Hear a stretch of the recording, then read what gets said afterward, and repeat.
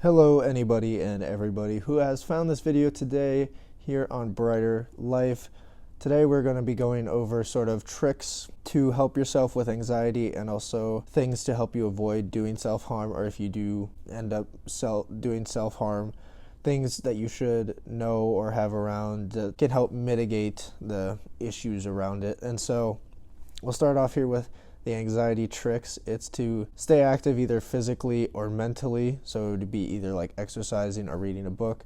Those are both really good options. And then don't drink alcohol, don't smoke, and either stop smoking or don't smoke if you haven't started. And limit your caffeine intake. Either drink none or mitigate it at least. Do this because it's addictive, just like smoking and drinking, and the less addictive things you are doing in your lifestyle, the healthier you can be. Identify your triggers and write them down. It'll help you either figure out a way to cope with them or avoid them. So that's always going to be beneficial for you. You can meditate, you can eat healthy, you can practice deep breathing, which kind of goes into meditating. Challenge the thoughts that you have that can trigger your anxiety. So like when you're thinking about things and it can rapidly change into an anxiety attack, like challenge the thoughts, actually think if it's going to harm you or if it's really just more you're thinking it could harm you, or you perceive it's more dangerous than it really is. Eat small and healthy snacks. If you do eat healthier, that this is a good thing because you either want to have 0 snacks in your day, you want to just have 3 meals,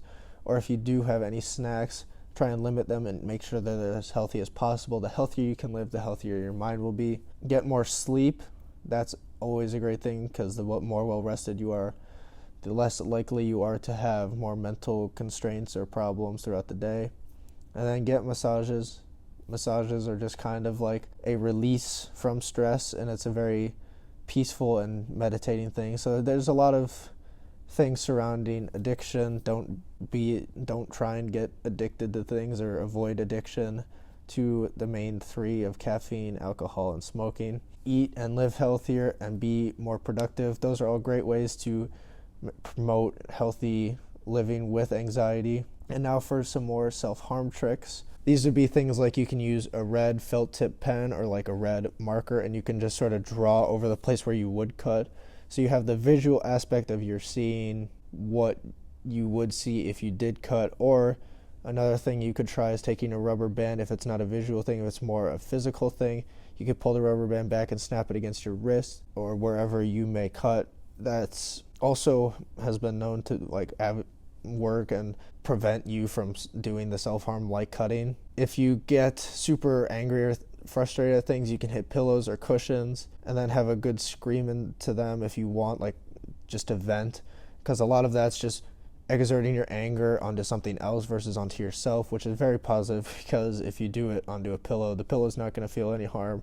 You're going to feel better. You're not going to do any harm to yourself, and you just sort of walk away feeling better about yourself. Rub ice across your skin where you might usually cut, so that's another like one of the physical things. Or hold it there, like in the place, so that way you just feel the sensation of like the cold pressing against you.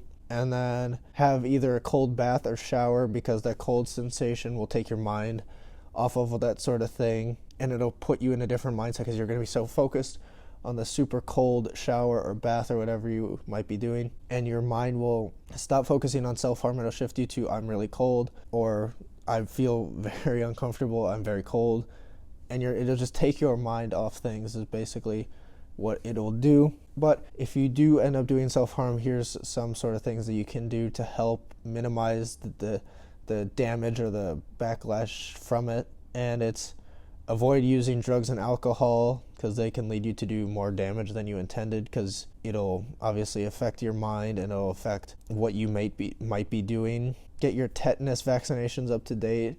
If you do use metal for if you cut, you obviously don't want to get an infection because of it, because then that makes it worse and you can get super sick or super in danger even if you don't intend to.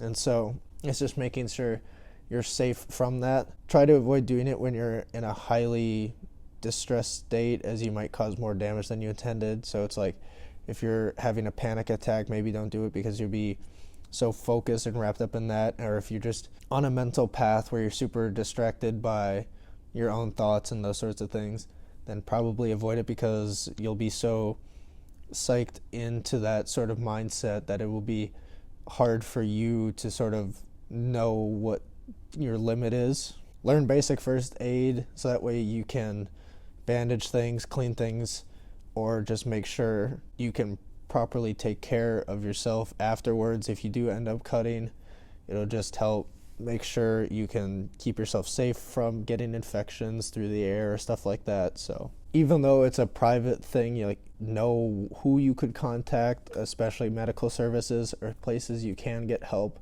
if it does end up being too far or something like that. And lastly, avoid using tablets or medication, because you can overdose, and that would obviously not lead to just being self-harm, but that would lead to a suicide and a death out of it. So avoid using that. And then to wrap this all up, this is just sort of like a long, rapid list of distractions for anxiety or self-harm or anything like that. You can bake or cook something, you can clean, you can do craft work like drawing or painting, you can dance, you can forward plan, like concentrate on things that you'd have going on in the future, like a vacation or a family reunion or something like that. Go for a walk, go online and look at websites that offer you advice and information. So just sort of like the stuff in the description I'll have down below. Hang out with friends and family. Invite a friend over. Have a bubble bath with lots of bubbles, so it just distracts you and it makes you feel at ease. It's a bit like the meditation thing. Join a gym or a club for the physical exercise. Music, either singing or playing instruments or just sort of listening to it. Open up to a friend or family member about how you're feeling. I know it's definitely something that's a bit more difficult, but if you can muster up the strength and courage to do so, it's one of the best things that you can do for yourself, and it'll definitely get you on a road to a faster and more time-sensitive recovery versus maybe waiting until you're in a bit more danger.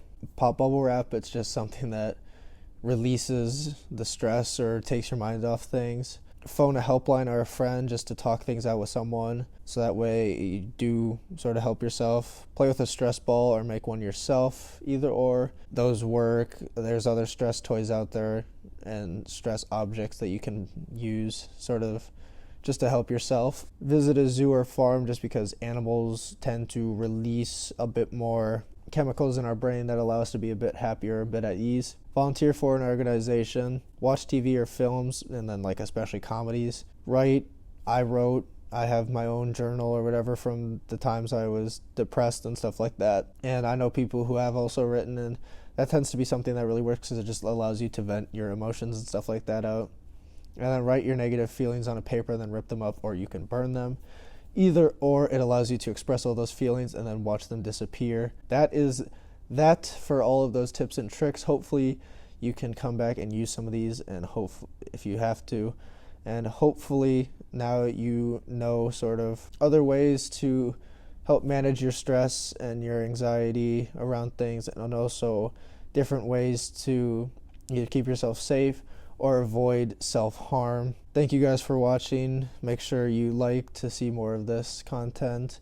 Make sure to share with someone in need or someone you feel might benefit from watching the video. Subscribe to get more of this stuff pushed to you. And for now, let's all just keep on living brighter lives. And I will see you guys in the next one. Thank you.